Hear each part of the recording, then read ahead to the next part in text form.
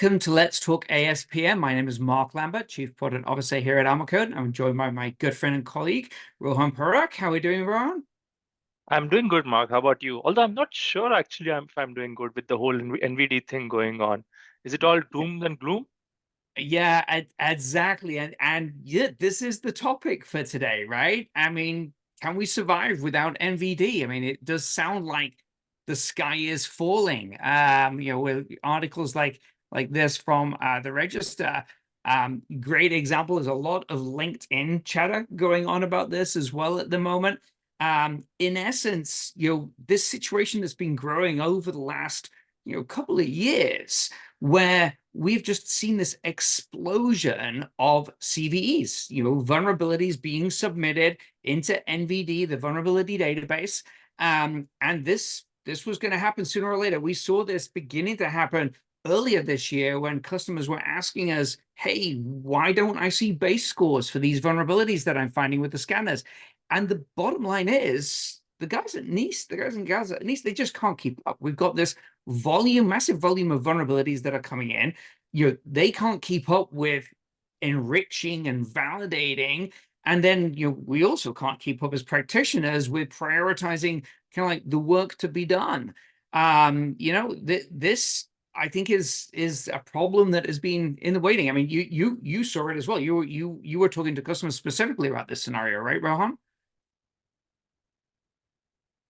Exactly. And we've had a specific understanding how does it impact their day-to-day operations, because after all, we are kind of all running behind and trying to kind of fix the CVEs, fix these vulnerabilities. And the concern that so to say, the registrar of these CVEs, right, if they are not doing their job, then the question always comes in like, are we in a position to do our job, which comes to de-risking our capabilities? And it's always in about like probably not a clear understanding on what does NVD do, right? And what's the role that NVD plays here. And there is this whole thing about being a central registry, but there's also an important aspect of NVD doing an independent analysis of these CVs that comes in through CNAs, CV naming authorities, but they would do their own independent research as well. And that's been the lacking part. And that's where you're missing some information that is not always treated to its face value. Things like CVSS base scores, CWE and CP information. And that's where, what are the alternates? Yeah. And it's, to be fair, that the understanding kind of like what the score is of a vulnerability is critical for our own internal prioritization. It's also critical for anybody that does business with the federal government, because the federal government mandates that you should be addressing the severity levels appropriately and documenting them appropriately. But let's take a look at a specific example and take a look at that here in the ArmorCode platform. So here, I just kind of like filtered our view of findings that we have ingested into this example environment, and we can clearly see a number of findings here that have a CVSS base score of not available. If I go ahead and look at that within NVD, we can see that, yep, sure, this is a weighting analysis. This is exactly the problem we're talking about today. So, NIST needs to perform that analysis. And in fact, when we look at the particular CVE in more detail, we have, NIST, kind of like doing their analysis process job. Is again, analysis not yet provided, but we do have some initial base scoring information that comes from that naming authority. In this particular case, obviously, it's VMware. So we do have somewhere to start. But the trouble is that's not very enriched, and certainly doesn't take into account if it's being exploited, how active that exploit is.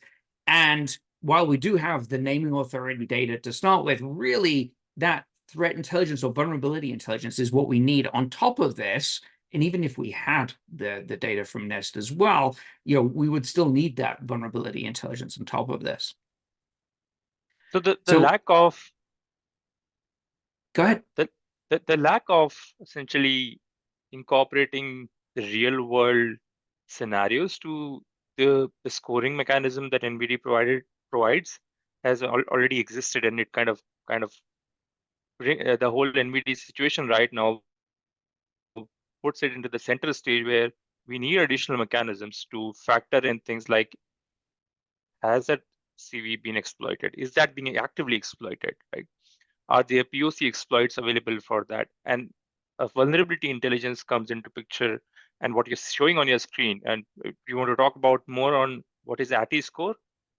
Yeah, let's do exactly that. So as you can see here within the view, we've got a number of attributes associated with these findings. We have our CVSS-based score. It's not going to be so useful right now. We can see where the data is coming from. We can see there's a whole variety of different tools that we're ingesting this vulnerability or findings around this vulnerability. We do have EPSS scoring, which is a predictability score, and we'll talk about that, and I'll think in a little bit more in a moment. And then we can also see that, 𝗔𝗂𝗃, which once something becomes exploited, it'll be on the known exploited vulnerabilities catalog. But jumping into the specifics of this particular finding, we can see that the vulnerability information is right here within our findings view.